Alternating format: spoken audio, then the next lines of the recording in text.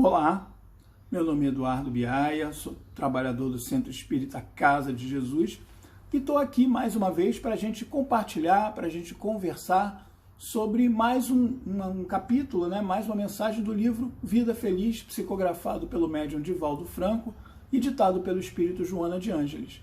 A mensagem que a gente compartilha hoje, que a gente conversa hoje, é a 168. Ela diz o seguinte: sorrateiramente a intriga se insinua no teu coração, cerrando a porta dos seus sentimentos à serenidade. Torna-te frio e calculista, impiedoso e armado contra o outro, que talvez não mereça esta reação da tua parte. O intrigante sempre encontra uma forma de envenenar-te. Conhecendo o teu temperamento, infiltra-se com suavidade e te alcança, alaciando-te com a informação infame. Reage à intriga e educa o intrigante, a fim de que ele te deixe em paz e passe a ter paz ao mudar de atitude mental e moral. Esse texto da Joana, aliás, como todos do Vida Feliz, ele nos fala de algo muito, infelizmente, muito comum ainda nas relações hoje, que é a intriga, que é o pensamento que a gente tem, a nossa intriga interna, o pensamento que a gente tem em relação ao outro, a gente se faz intriga conosco mesmo, ele está agindo dessa forma, por que será, hein? Será que ele está... O que ele quer dizer com isso? Será que tem alguma coisa por trás do que ele está falando? Será que ele está mandando um recado para alguém? Porque eu sei que ele brigou com uma outra pessoa ali, o fulano, então de repente isso é um recado que ele está mandando para ela ou para ele. Ou então a gente se deixa influenciar pela intriga do outro, pela conversa do outro, mas só se deixa porque está aberto a ela. Então, por exemplo, numa situação profissional, um companheiro ou uma companheira que nós não esperávamos, que às vezes para nós, segundo a nossa avaliação, não seria uma pessoa passível de uma promoção naquele momento, e a pessoa é promovida, e muitas vezes a gente fica... foi promovido? Por que será que foi promovido? Será que foi por competência? Talvez, deve ter agradado alguém, tentado fazer algum agrado para alguém, essa pessoa agradou o chefe promoveu, ou então é amigo de alguém, ou então, como se diz, puxou o tapete de alguém para poder subir.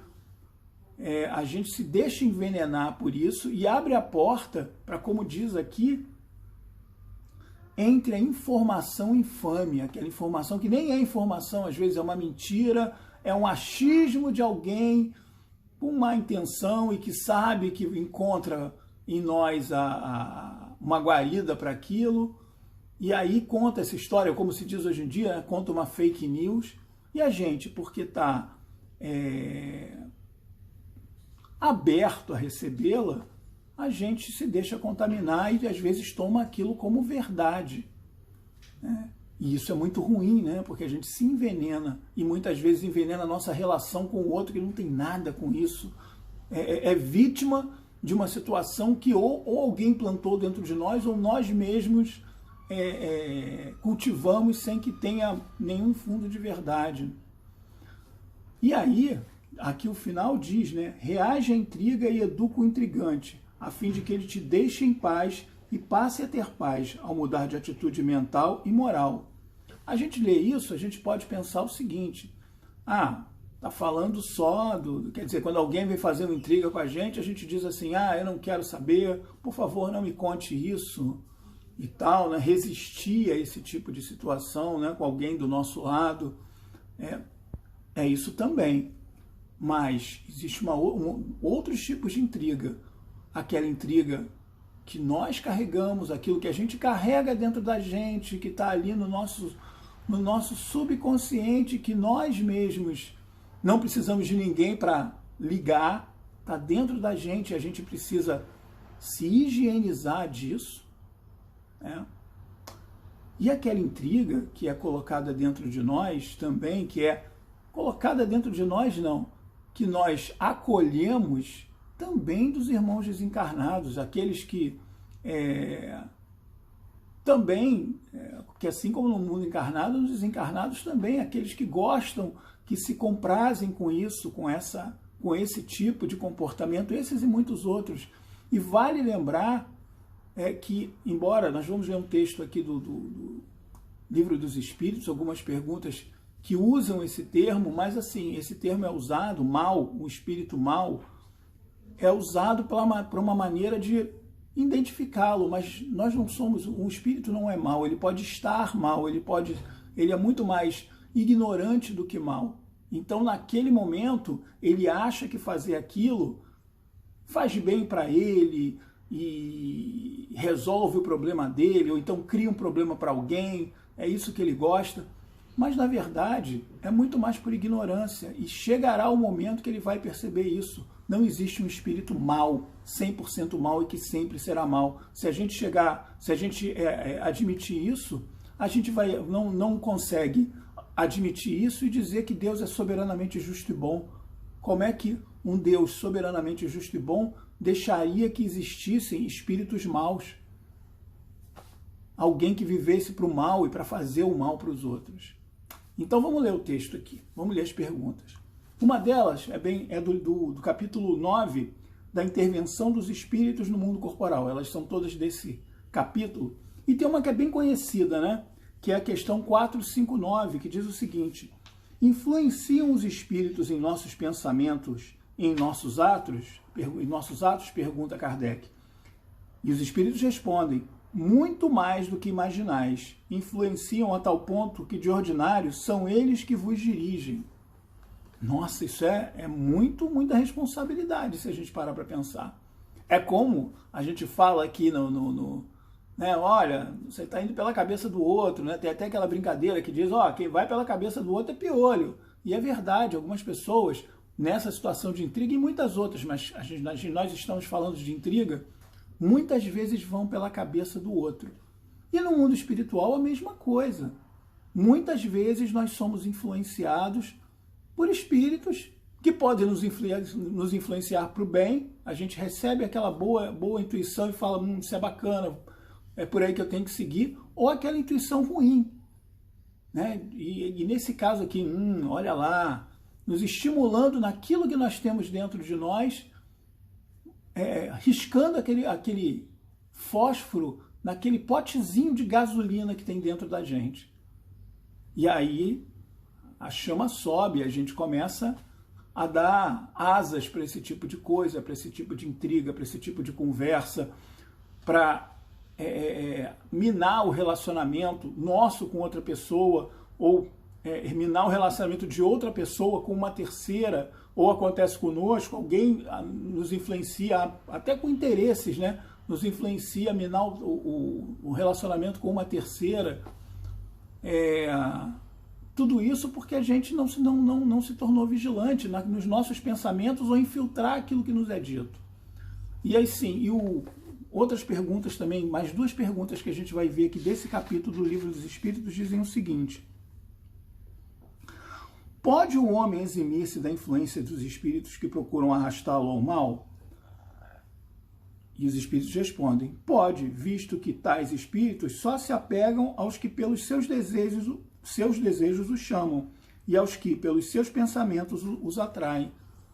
Então os espíritos que realmente não têm boa intenção, estão neste momento sem boa intenção, e vamos chamar esses espíritos de nossos irmãos, eles só se apegam a nós, eles só conseguem passar o seu recado, vamos chamar assim, o seu recado, porque nós estamos abertos a receber esse recado. E como os espíritos nada mais são do que nós desencarnados, e com os espíritos encarnados funcionam da mesma forma. Nós só ouvimos aquela intriga, nós só acolhemos aquela intriga porque nós estamos abertos a acolhê-la, né? Nós estamos abertos a ouvi-la. Porque se a gente não tiver, a pessoa vai falar e nada vai acontecer, né? Inclusive, essa é a próxima pergunta que a gente vai ler. Renunciam às suas tentativas os espíritos cuja influência... renunciam às suas tentativas os espíritos cuja influência a vontade do homem repele? E os espíritos respondem: que querias que fizessem? Quando nada conseguem, abandonam o campo. Entretanto, ficam à espreita de um momento propício, como o gato que tocaia o rato. Então, quando a gente não dá asas, a gente acabou de falar, quando a gente não dá asas para esses espíritos, não dá asas para ouvi-los, não dá ouvidos a esses espíritos, eles realmente se afastam, né? Não adianta, ele não quer ouvir, ele não vai ouvir, então não adianta a gente tentar influenciar. Isso funciona para o bem ou para o mal, mas como a gente está falando aqui, os espíritos que não nos influenciam positivamente. Se a gente está vigilante, se a gente não dá ouvidos para eles, eles não têm como nos influenciar. E a mesma coisa, os espíritos encarnados, a mesma coisa. Se a gente não dá, a gente acabou de falar, se a gente não dá ouvidos, eles vão desistir. Não adianta falar com ele que ele realmente, essa conversa não cola com ele. Né? E como é que a gente faz isso? E como é que a gente escapa dessa armadilha? Vem a próxima pergunta. Por que meios podemos neutralizar a influência dos maus espíritos? E aí, a gente aproveita para falar aqui, para a gente não ficar se repetindo, dos maus espíritos encarnados e desencarnados, dos irmãozinhos ignorantes, encarnados e desencarnados. E os espíritos respondem: praticando o bem e pondo em Deus toda a vossa confiança, repelireis a influência dos espíritos inferiores e aniquilareis o império de que desejam ter sobre vós. Guardai-vos de atender às sugestões dos espíritos que vos suscitam maus pensamentos, que sopram a discórdia entre vós outros e que vos insuflam as paixões mais. Desconfiai principalmente, e especialmente, melhor dizendo, dos que vos exaltam o orgulho, pois que esses vos assaltam pelo lado fraco. Essa é a razão porque Jesus, na oração dominical, no Pai Nosso, vos ensinou a dizer: Senhor, não nos deixeis cair em tentação, mas livrai-nos do mal. Pois é, quando a gente segue o que o Mestre Jesus diz, quando nosso pensamento é em Deus, que diz que somos todos irmãos, temos que querer para os outros aquilo que nós queremos para nós, ou seja, amar o próximo como a nós mesmos. Quando nós amamos a Deus e amamos ao próximo, queremos para o próximo aquilo que nós queremos para nós, amamos ao próximo como a nós mesmos, a gente não vai querer, por exemplo, que alguém faça intriga com o nosso nome. Então eu não vou fazer intriga com o nome do outro.